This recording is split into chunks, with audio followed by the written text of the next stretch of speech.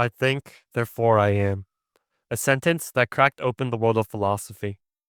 This is René Descartes, a man who doubted everything until only one thing remained: his own mind. Born in 1596, he was sent to his school as a child.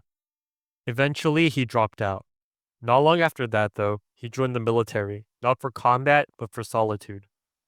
And in that solitude, he thought. And what he realized would change Western thought forever. In Discourse on the Method, Descartes lays it all out. The method? Doubt everything. But not recklessly. He wasn't trying to be edgy. He doubted in order to build certainty. One by one, he stripped away every belief that could be wrong. Sense perception? Easily fooled. Dreams? Who's to say this moment isn't one? An evil genius? Maybe a deceiver controls all your thoughts.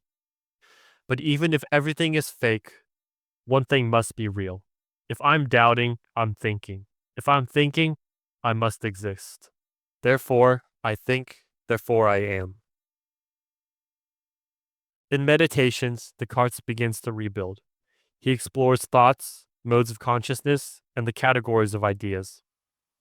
And he divides them into three kinds of ideas: innate ideas, which are born into the mind; invented ideas, which are made by us; and adventurous ideas, which are from the outside world. But the idea of God? It's too perfect, too absolute, too infinite. Where could such an idea come from? Not from us, we're finite. So Descartes argues by using the principle of sufficient reason and the principle of adequate reality. Only something perfect and infinite, God, could have placed that idea in our minds. And as I quote, he says, "Existence is a perfection. God has all perfections, therefore God exists." From God, Descartes draws a bridge back to the outside world. God, being perfect, would not deceive us. So what we clearly and distinctly perceive must be true. But critics raise the paradox. How can you trust clear and distinct ideas before proving God, if you need clear and distinct ideas to prove God? This is the Cartesian circle. And Descartes could answer by saying, we can trust particular clear ideas first, like the cogito, then use those to prove God, and then generalize that trust. Truth begins small, but expands through clarity, precision, and reason. Descartes drops another bomb. The mind and body are really distinct. The mind's essential property is thinking. The body's essential nature is extension, taking up space. They're two different substances. His argument?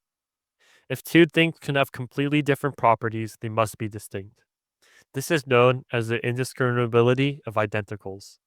Yet somehow they're still united. The soul and body form a union. A mystery Descartes admits isn't fully resolved. But he says they meet in the pineal gland, a curious theory for a curious age. Descartes didn't just rethink metaphysics.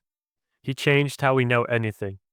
He rejected secondary qualities like color, taste, or sound as purely mental. What's real is geometry, quantity, extension. Reality is math and motion. He was a rationalist, believing that knowledge doesn't come from senses, but from reason alone. Descartes launched the modern project: find certainty, grounded in reason, and build reality from inside out. And as he once famously says, the preservation of health ought to be the first aim of anyone who is wise.